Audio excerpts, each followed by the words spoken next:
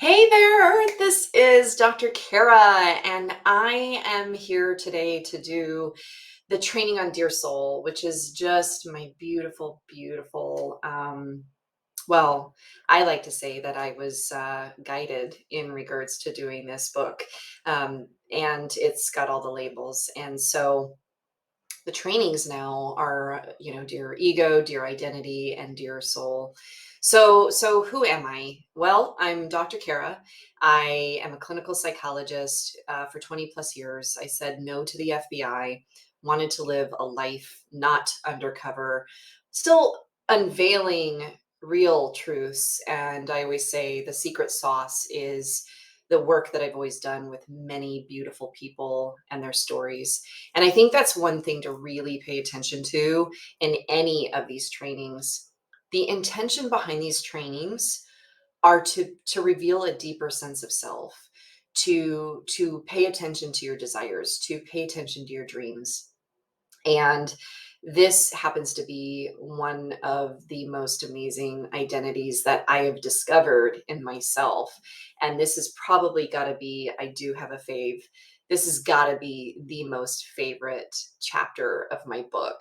Now, from the book, like if you guys are following along in the book, like this is going to be a whole nother conversation. We definitely talk about, some of these slides throughout the book, but I'm literally letting you know that this is a whole new version of what's in it. So I give a journal prompt. So here's the questions. What repetitive thoughts are you rehearsing in the invisible world right now? And are those beliefs reinforcing a desire, or is there an area where you need to shift your attention? So, again, if you have what I call ruminations or repetitive thoughts that you're just rehearsing, you're like some subscript, like you're this sub actress coming on board and she's just, wanting to say a whole bunch of stuff up there. What is the invisible world? Well, mine are deeper spiritual journey. And this is why I love Dear Soul. I can be in the evidence based practitioner and I will share science with you because I love it. It's where evidence meets spirituality, right?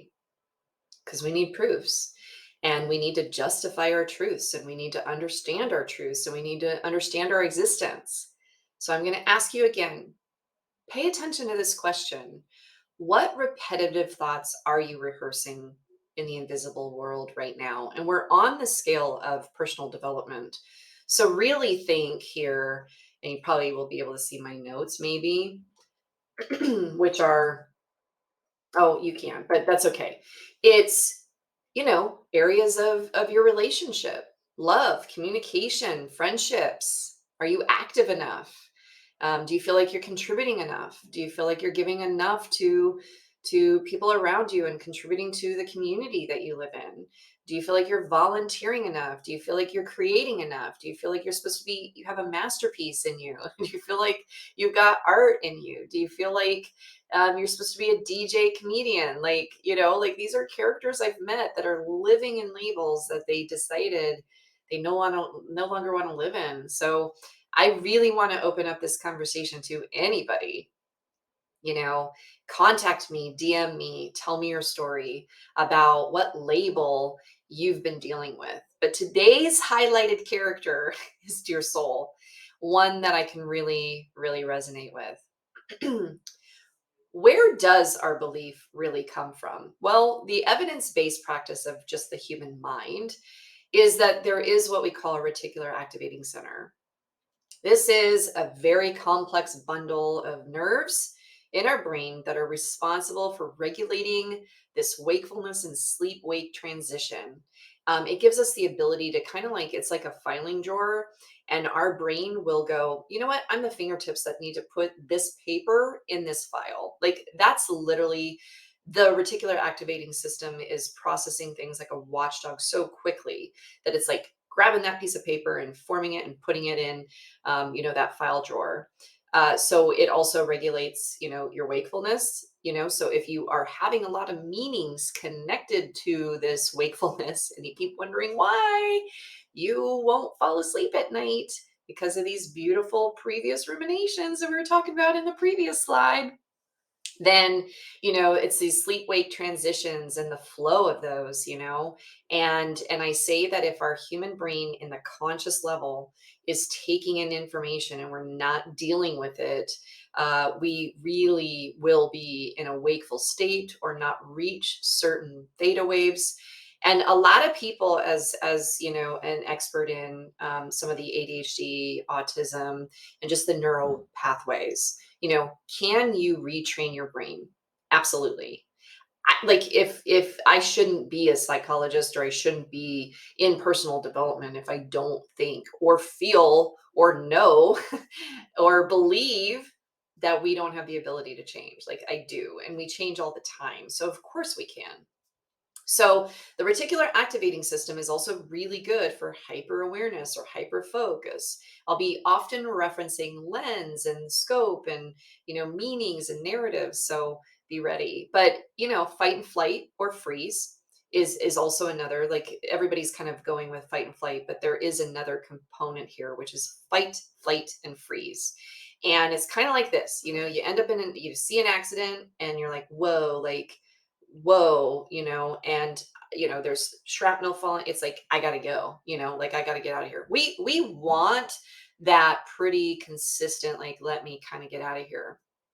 But if people have been exposed to multiple fight and flight responses, it's almost like their adrenaline actually is aware of that, and it actually places it, itself in other predicaments, because it feels like it can really make decisions very quickly. So some will fight, they'll just fight to do this. Some will go hasta la vista, baby, like, I'm out of here. And then some people, when you're like, why are you just standing there? There's some people that witness things that are just in shock and they don't know what to do. And that is also the freezing system. So ultimately, the brain is this reticular activating system within the neuropathways and the nerve bundles of the brain that have been identified through neuroscience, is really all about ultimately how that brain is perceiving the world. And it functions as a filter, which unnecessary noise, that's what we really love, that can interfere with the processing of the messages. So there are moments when you're in a fight cycle, or you think it's a fight, keyword perceive or think, um, then all of a sudden said, well, didn't you hear what I said? And it's like, didn't process that message. And then this can happen in the conscious and subconscious, i.e., sleep. So there was some questions because I was silly that I didn't push the record button.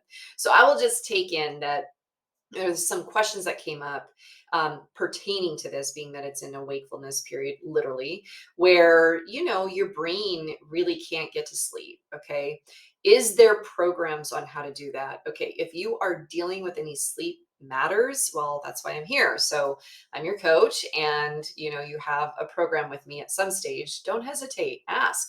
DM me, ask me a question. That's why I'm here. Okay. But yes, you can reprogram. Now, this is not pertaining to certain, like, I'm not a medical doctor per se in regards to like sleep apnea and some things like that. Now, everybody gets a little frustrated about, like, okay, well, it's because I'm heavy and that's why I have sleep apnea. Well, you have to really understand how the body is really responding to extra weight or extra stress, and how you're maneuvering through your nasal cavity, and are you getting enough air. There can be multiple things. So my example here is that this is not consistent with certain medical diagnoses.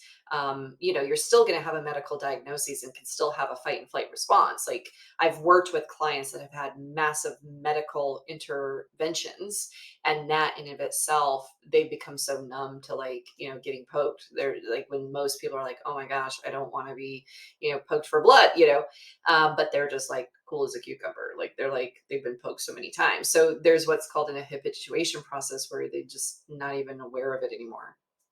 Okay.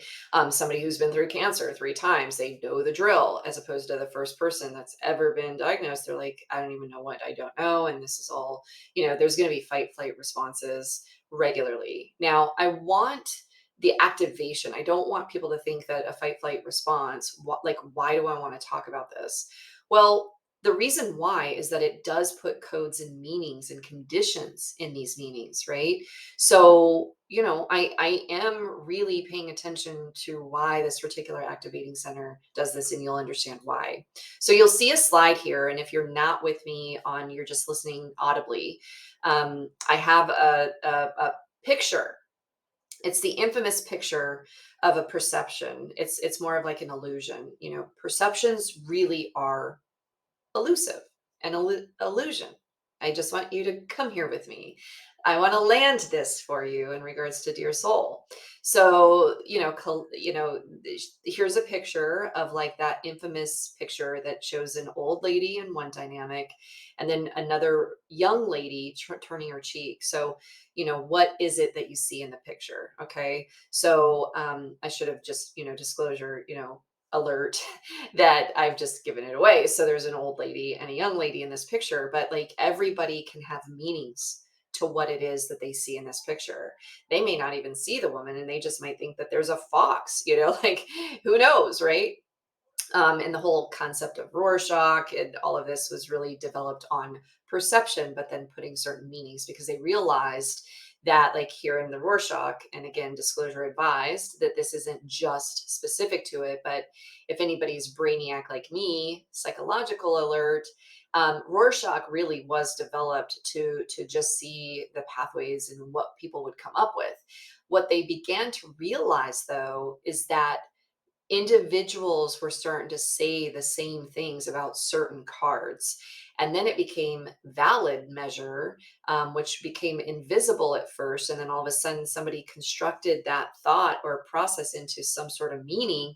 Then all of a sudden, you coagulate all those perceptions into one and they call it reliable and valid.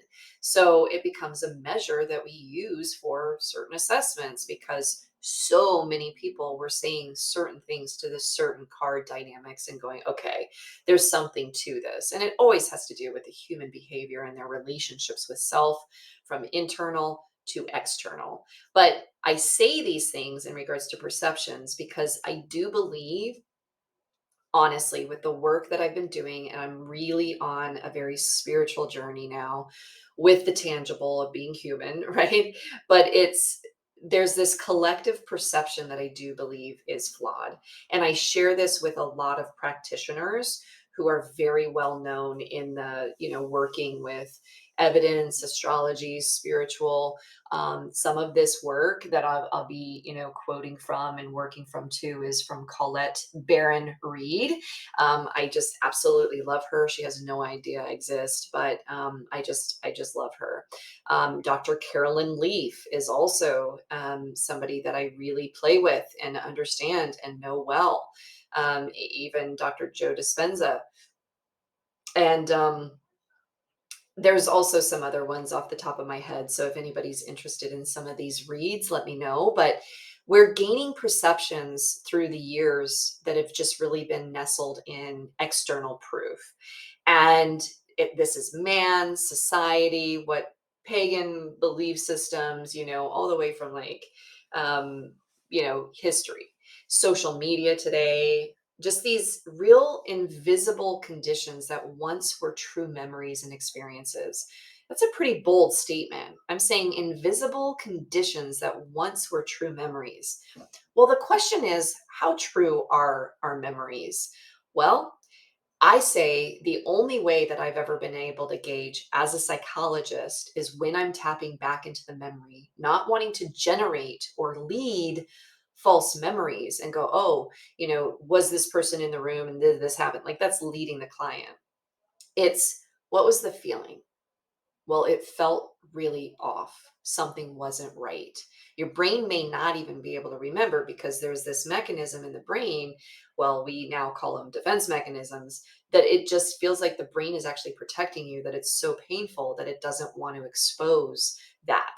once you start feeling safe with somebody and a mentor and a guide, and I always suggest get therapy in regards to this, but if you start feeling like some of this stuff is being exposed, then naturally it's because you're starting to feel safe with that person. And it does feel quite vulnerable because you're like, I don't really remember the form of these.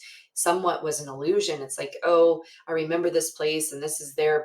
But the biggest gauge I was able to do when I was working with people in this area of perceptually trying to understand just survival and reactions and trauma and memories and experiences, and these can be good memories and amazing memories, was the feelings. The feelings really were the root that guided. The feelings and emotions were like the GPS in the system. So perceptions can be flawed and they can be quite an illusion, clearly based on this. And this was studies done on like, what do you see in this picture?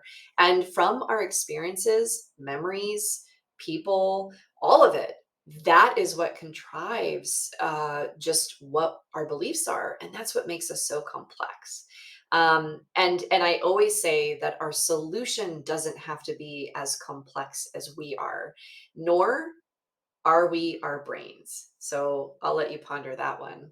So I did have this dream. I love dreams. I actually, this may not be something that you know about me, but I have been a big process of study and like a pseudo student of Freud for a very long time to really understand his dream analysis and those studies. And some people that are with me in loving dreams and trying to understand them, I really do believe Freud said, dreams are the royal road to the subconscious.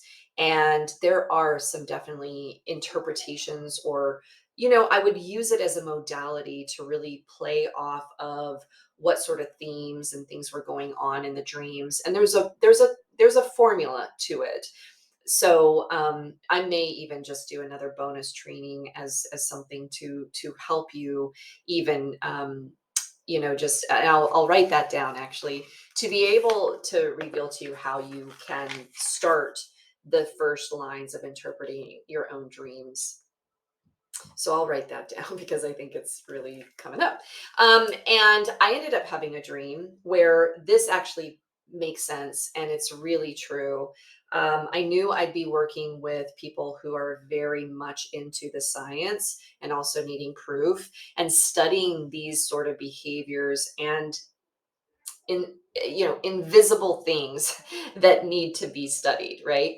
But I had a dream where I was in this big hotel room, is the best way. Like, it was a huge hotel, but it went from high ceiling from all the way up to the sky, but beyond what you could see. And then there was this floor. And I remember looking out, and there was this glass pane that literally went from the floor all the way up into this infinite space. And is that, um, what I realized Okay, sorry, my little one came in, but I had this dream and there was this glass pane and then from the floor all the way up, and then all of a sudden there was definitely a shift that was happening for my life, and I was growing and doing some deeper work, and I was really ready for understanding my spiritual journey here on this earth, right? Excuse me. My nose is itching, which somebody may be chatting. Um, but I had this dream, and there was this glass pane that was thick as just thick, and it just cracked in front of me. And what I realized now is that every perception that I had ever envisioned of my own belief systems were being rocked and shaken. And what I had known was a previous version of a safe space that I could see from this was going to change things. It was just going to change the game. And when I got that dream, I was like, what does that mean? But my feeling was that I wasn't scared, but I was like, something's going to be shaken up. And I was like, what is going to be revealed, But all I knew is what I knew, which was what I was about to understand was going to shift and be broken. And it was. And that next journey of probably 8 months later after that was some of the most groundbreaking, shifting belief systems that, to be honest, was probably a protective bubble to be safe, because I can really resonate with dear pleaser and dear perfect, because I'm just a good girl. Like, I just am a good girl. Like, I like to do good things, the moral, like, I really care about people, and I just but when I got exposed to different worlds and exposures to things, I really had to sit in these were my perceptions from an old space, and now a whole new space. Some were amazing, some were beautiful, some were like, oh my gosh, this is fascinating, to some that it was like, wow, okay, like, I've heard about it, but now I really know. And like, sitting in the chair, you hear about many people's secrets, and you think you've heard it all. But then you are experiencing some of these things, and it does change your perception for sure. So how many of you, give me some fire, like, put some emojis up, send me a DM going, totally get this. And if you've ever had a dream, you know, with glass in it, it actually means you have a really beautiful gift of seeing, and being able to see things that maybe divine is providing you. So I'd always love to hear that if, anybody has any of these glass um, pain dreams, like, there's something about that vision that you do have a beautiful gift. There are some people that are like saying, Kara, I have no idea, like, I don't even dream. So that's okay. This is not on a dream, though. This is about the invisible with your soul, and it has everything to do with perception, because when I was writing about this label, this is what came in, right? And so these, again, some of my other mentors, Darla Delane, Colette Baron Reed. Okay, so some of this information comes from these beautiful people, in addition with my own twist, right? So who really gets to determine the truth? Well, first, do we even know lies, right? And do you even know your own truth, right? There's this internal space. And I feel like that is why, as a whole, our culture has probably felt a little flawed, because it's been from an external point of view. I mean, I'll go back to that because that's what the slide, is saying. Like, we're gaining these perceptions from external proof. And, that's what the flaw is, because it's all externally based. But now you've got AI and some other things. Like, I feel like AI is great for what it can be grateful for, and it's edited by a human. And it really is revealing your innermost desire of yourself to use it. But how they're making up things about Britney Spears, and they're doing these little, like, the AI, you can't see the bottom teeth. And it's like, this is all based on perception. It's like, what is going on, right? So these are all externally based, and then people are believing it. Like, you should literally hear what my daughter is coming to me like, Mom, did you know? And I'm like, that's not true. And she's like, what? It's like, so again, this sort of work in personal development and these things that I'm about to go into are a truth, right? They are a truth. You can take them or leave them, use them as you will, but they are a truth. So let's first decide, if you are acting on beliefs from an actual lie. So what does that look like? Um, I'm lonely. I'm alone. I'm an orphan. Okay, maybe literally you were an orphan. Maybe you are what we call an orphan child, and you're dealing with that orphan like pathology, right? And pathology meaning these were the origin of no fault of your own. And from a very young age, you developed that. And so, it doesn't really allow putting mercy on the situation and understand, like, it comes from the frame of mind of when you were a child. And so it's really remembering that where these memories were based and what was happening is not the version of you now. And there's this real adult self, or higher self even. Yes, there's an adult that can't really be mature, but then there's this really innermost knowing. It's like, do I or don't I? Should I have or shouldn't I have? What should I really do here? So don't put mercy on what you think other people or other belief cultures or what not to be true, based on acting out their own beliefs or their lies or whatever. Like, you get to decide what your truth becomes. And that is where I have so much respect that if this is their truth, you know what? I love that people are just kind of standing in their truth. Like, they're owning it. I would much rather have somebody own it and really see it and go, hey, this is what it is. Now, they may need to be wiggled out of it and have some more work with divine, that they're stuck in that. But for the most part, if they're nobody messes with that. They're just like, okay, you're standing in your truth. But here's what I really want you to pay attention to is if you keep telling yourself that you're fat, or you keep telling yourself that maybe you're not worthy to have a relationship, or you keep telling yourself that the marriage is just the way that it is, or you keep telling yourself that, yeah, I haven't done this in forever. Okay, you get my drift. Then if that is what you believe, then that is what's going to stem from it. But I want you to ask yourself, have you even begun to be willing to be willing? And I love that statement. It's about willing to be willing, willing to evaluate this. This is what personal development's all about. Like, willing to be willing to take a look at these belief systems that I once had. Okay. And when you go into your internal self, your inner truth, nothing swaying external, it's like, do I want it? And I always bring this up, and you guys can joke with me, but I mean, I could literally be a publicizer for Dr. Pepper, but it's like, do I really want that Dr. Pepper? Do I really think that that Dr. Pepper is good for me? Now, my inner self is like, oh, but it's so good and I love you. But my body and my wisdom is saying, hmm, you know, not so great, right? So you get to investigate the meanings, and that's what I've just done as an example. So I want you to pay attention to about 8 areas of your life: creativity, contribution, your relationship with your kids, your relationship with yourself. Okay, huge one, huge. Because without self and really understanding that, it's going to start taking place in all of them, right?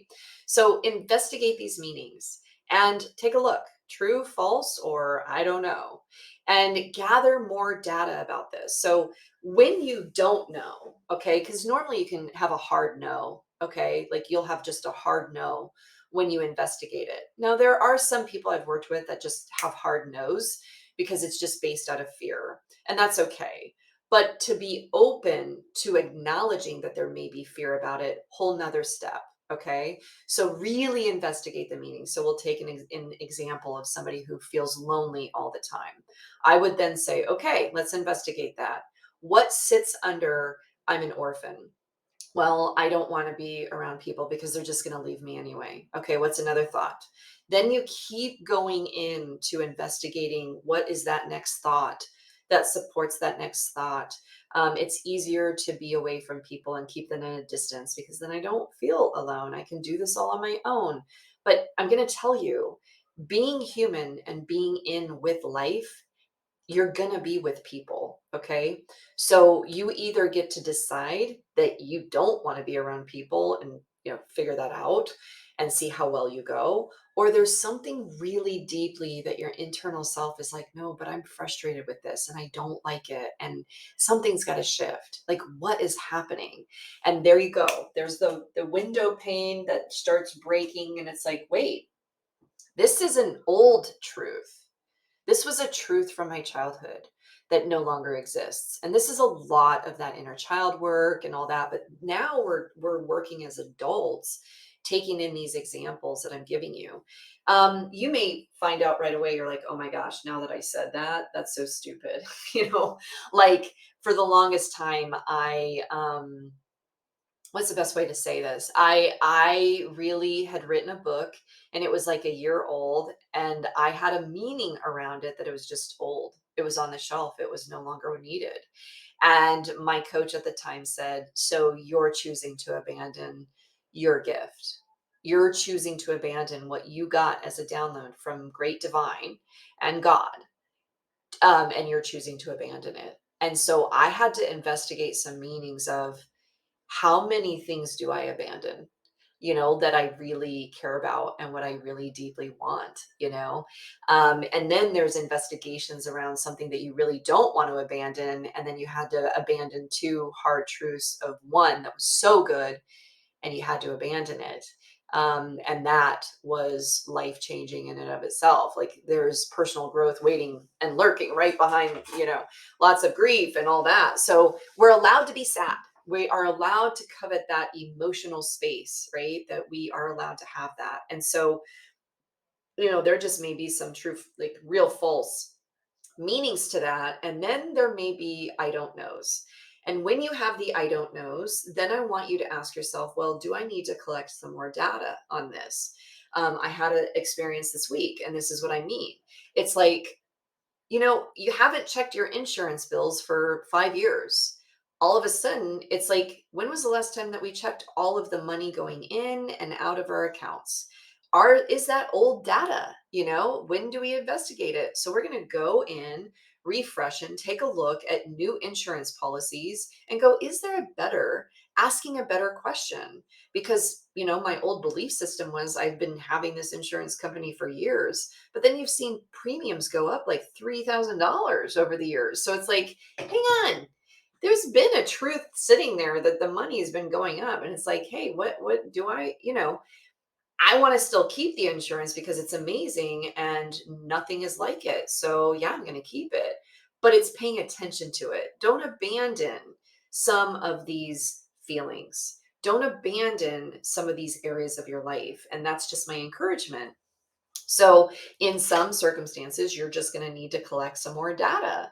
So, you do want to take a moment. You do want to get to the truth. Your truth may not be the real truth, though. So, that's perceptually speaking. This is a truth based on only your perceptual, glass pane building. So, pay attention to that. And now you're in control of how you feel, and you are acting from a feeling much better, and therefore are allowing more. So let's just say one of these things are, I'm an orphan. I kind of want to keep some distance from people.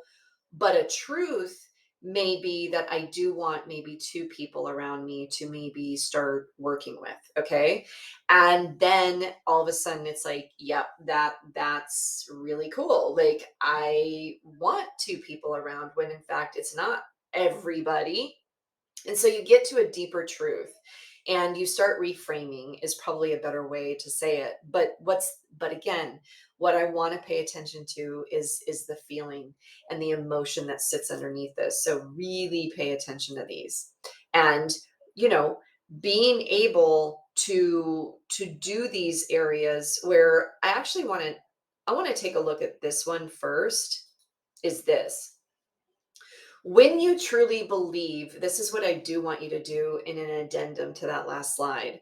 When you truly believe first, everything changes. Let me say that again. When you truly believe that this exists, I believe that I have two friends near me. I believe that I have a business to be born. I believe that I am a good mom. I believe I'm a great wife. I believe I'm a good communicator. Okay. And what you believe in that. Now, if you're not believing it yet and you're like, ooh, you know what? I'm not the best communicator and I'm going to do better at this. Like, I need to figure out how to communicate better. Well, okay. So you put it out there and your heart reaches, your soul is saying, I need to find a better way to figure out how to communicate with, my business partner or my roommate, so when you believe that the communication is going to happen, everything changes. Okay. Wayne Dyer said, change the way you look at something. The thing you look at changes. There's been some really interesting experiences that I've had in my life that have been mirrored reactions to some of the deeper truths that I wasn't dealing with myself. And for all of those individuals that I've ever led, I forgive me for the things I did not know and the wisdom that I do know now. And that serenity prayer, right? It's like, grant me the serenity for the things that that I don't know, that I can't change, but now know the difference to change the way I feel about it. And Wayne Dyer said the same: change the way you look at something, but first look at it yourself. And then that thing you look at changes. So if you have something in yourself, whether your eating habits or your communication styles or your money account or your job, look at it, change the way that you're looking at it. Okay. You may not have a lot of different job opportunities sitting here right now, but the way you see it is, maybe this will be temporary. And I'm just going to show up every day and see what could shift, because I'm ready for a change. One, you're claiming what you really believe. You believe you want to change. It doesn't mean that you have to jump ship and then get into a worse predicament. It just means, just change the way that you're going to look at this. Change the way that you're like, you know what? I'm going to not respond to my husband when he does something like this. I'm not going to react. I'm actually just going to sit there and do something different. And it allows you to see something. Like, my husband and I just went through an argument this last week. I'll have to tell you because it's kind of funny. We both had temper tantrums and we were both losing it in a good way. And we both looked at each other after, and I was like, we said, our humans didn't do that very well, did they? And it was really funny. And, and because we do develop a sense of trust and we believe that there's a higher power. And I believe that our soul wants to connect to even a higher self.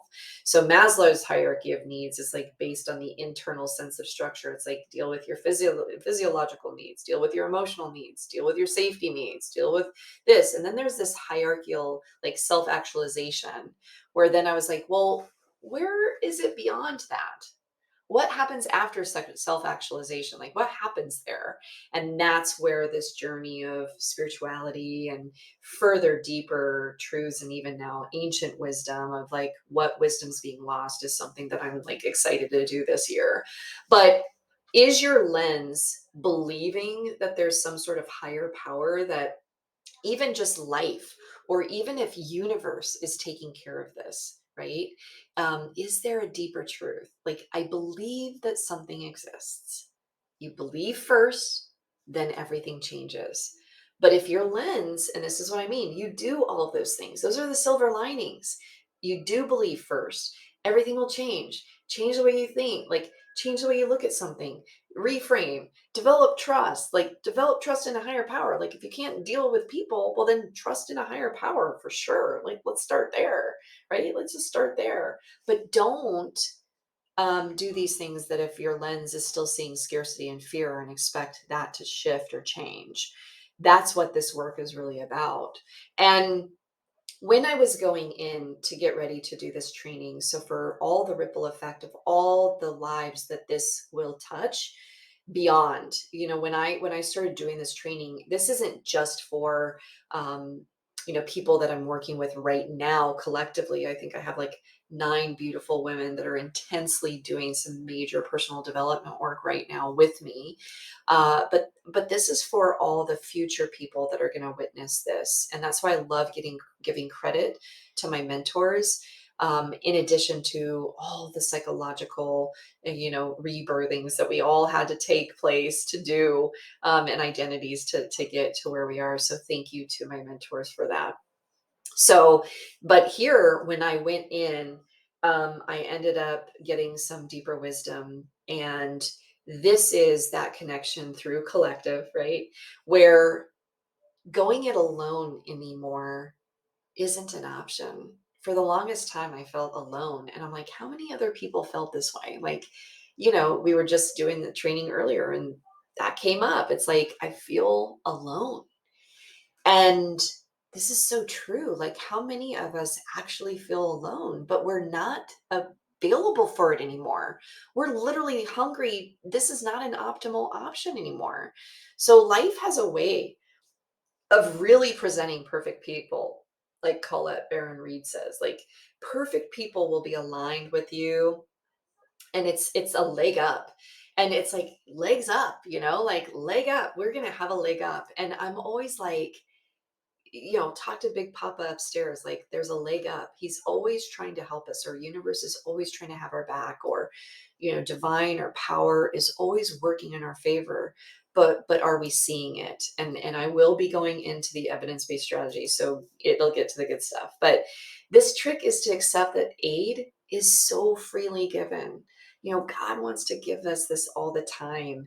Divine wants to be here to make those appointments. Like it's on his calendar. And I say he because, that's just Big Papa upstairs feels so like giantesque and gentle giant. But God, right? The infinite source, the all-knowing, all-powerful, all physics, quantum physics, and we'll get into a little bit of that, but such a time as this, that it's so freely given if we vibrate with this, if we energize with this, if we believe first. There's something about when I say, I believe in this. I believe this. Like, I literally believe this now. And if you talk to me in 10 years and I'm wrong, well, I'll say I'm wrong. But there's so many synchronicities that I couldn't explain 10 years ago that now there's a language for it. And that's what I feel like I'm supposed to teach you. So when you embrace this interdependence, you're like, hey, I'm going to co collaborate here with the man upstairs. I'm going to co collaborate with God. I'm going to co collaborate with the universe, source, divine, allowing this teamwork of independence, because I am independent and I get to choose, but I'm going to commingle with this because this is kind of fun, right? How many people see 333s? How many people see 222s? How many people are seeing, like, I see 808 all the time, which my heart goes out to Maui right now. But I see 808 all the time, right? Allowing this so that the miracles can happen.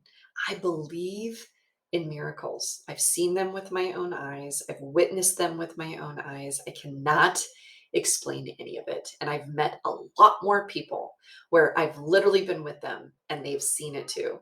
And there was collaboration in that. Like I've had friends with me seeing it. Okay. And anybody who's worked with me intensively, you know what I can do. And when I connect with God, I will get some downloads and I'll wait because I really believe it's true. But it's a co collaboration that at some point you may not get that message for another year or so. So some of the things that are being seen aren't really tangible for some people quite yet. And then I'll get calls like a year later going, that thing that you were talking to me about? Like, you're never going to believe this. It's like, yay. Like sometimes I'm like, I don't know. I know I'm going to be wrong sometimes, and I have been, um, but it's almost like this pure vessel when I really want to do my work, and the best way that I know how is really clearing my energy, my life, my experience, so that I can be connected. And this is such a time as this. It is the space of inspiration, God's imagination. Like we are God's imagination, right? Which is just fascinating to me. So do the silver linings, but let's talk about the invisible creates and forms visible. Okay. And again, some of this is really language now that we can play with, that we know. And it really is, what is the evidence you're building now? I know that if I want a beach house, it's coming. It, like, I don't know how, and then it showed up, and it showed up in a free offering of a beautiful friend who allows me to stay at her beach house, and it showed up. So I do have one anytime I wish, she said. Oh my gosh, what a blessing, right? So one thing that I never envisioned, that it was right there tangibly, like I see a beach house right in front of me. I let it go. And like literally 6 months later, this opportunity came in, and the rest is history with it. So the invisible, i.e., trust. Trust is not a visible form, yet we want to externalize trust. And I'm very strong about this concept of trust.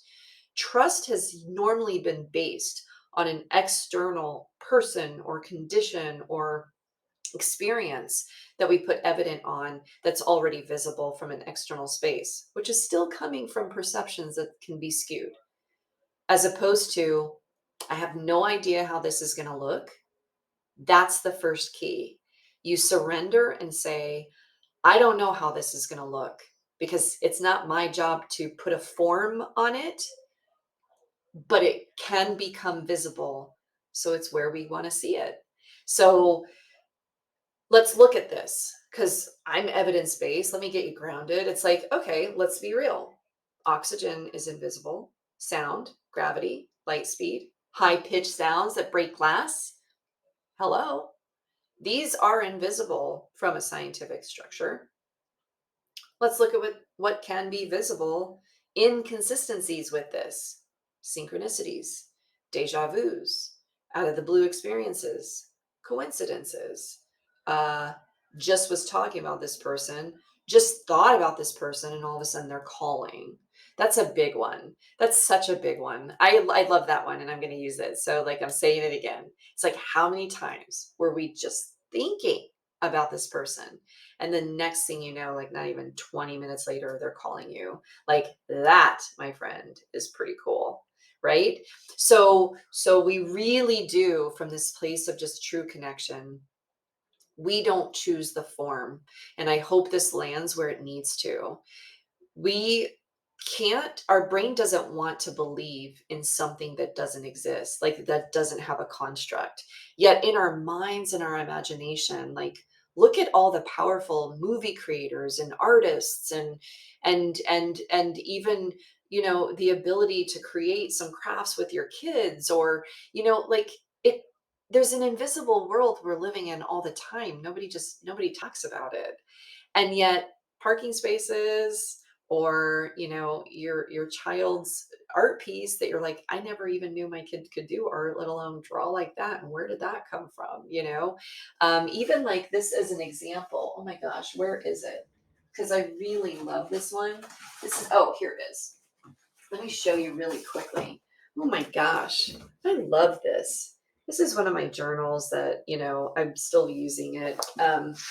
And I just love the art on it. And it just has that Alice in Wonderland-esque feel, but then the warrior and and I just love cool journals. But like, it's like, who does that? Like, where does it come from? And it just takes place. Same thing. Like, who else has this happening all the time? And we don't see that as the evidence. So it's like, we get to be a divine creator and a co-collaborator in this invisible world as long as we want to. Where I say that I'm really trying to get people to start becoming more aware of is that you have the capability. How is it that I have the capability and somebody else can't? Everybody has this, because I started with the same brain. I deal with the same things. I deal with fear. I deal with sadness. Like, I deal with all of those things too. So if I can do it, like, why can't you? Like, we're all humans. So why are we different? But so many people don't believe it. And they go, oh, well, that's because you can do it because you're just you. And it's like, that's not necessarily true. I believe everybody has this happen. I've had way too many people tell me too many things, too many synchronicities, too many coincidences, too many out of the blues. And I wanted to start studying it. And that's why Dear Soul made it on this training. There's so much of a conversation to this that I could literally go forever, but I do want to keep it kind of, relevant here in regards to what we're talking about, just specifically in this invisible realm. And what we're really talking about is that your soul, your inner wisdom just knows, but your soul can also get very hurt and create forms of hurt and impact it and live in survival and death and fear. I've met way too many people who have lost their lives to that extreme. And you know what? It's the divine co-collaboration you get to choose. But the women that I work with, which is you're listening, or you're at least curious. You gotta love the science behind this because there's so much evidence. And too many things to say, right? So I want you to generate all the ideas of believing with me of all the things that have happened to you that you would never in a million years would have believed, and you're doing it today. But just imagine if you got intentional with it.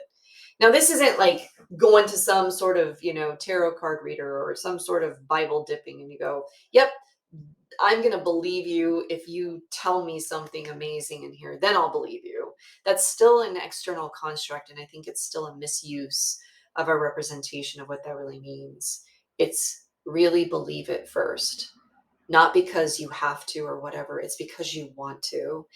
Because if you don't, what's the consequences of living in a very survival, fearful, tantrum life?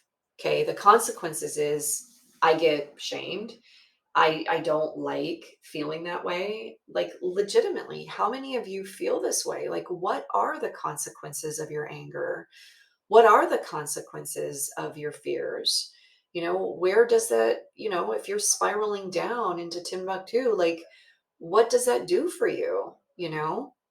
And I started realizing that I was numb and I didn't want to experience this anymore. I was really blocking a space of myself where I loved externally dancing and loving and artistically dancing with people's emotions. But boy, I didn't, I just didn't want to notice mine. Yet I know I would have responses and reactions internally. And I thought I had done the work, but the work doesn't stop. Like, that's the thing I've realized is the work doesn't ever stop. I've now just signed on with another coach and mentor and support. And I'm so excited to be in just this beautiful person's sphere because it's now what I eat and breathe and love and know. And you're just getting a taste of it. And this is one of my favorite chapters, my loves. And I hope it becomes yours. I hope it becomes a version of a self discovery that you do believe that our solutions can be more simple and that there is a tangible here and it's starting to take form. So if you do have a desire, you do have a dream, and you believe it even when you don't see any of it. People think I'm nuts when I'm like, yep, it's happening. This event that I have in my head, and I've seen it and I know it and I can taste it and I'm there and I'm excited and I daydream in it. It's like, I know it's going to exist. I don't know how and I don't know when, but I cannot wait to keep believing in it.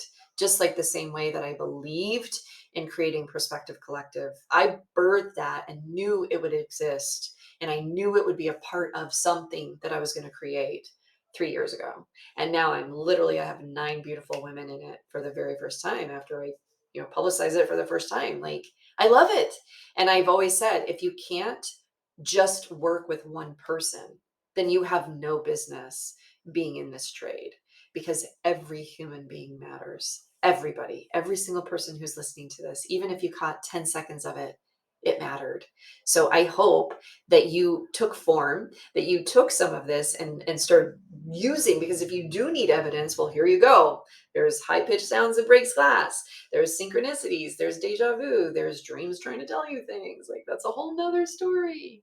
So anyway, I want to part with this,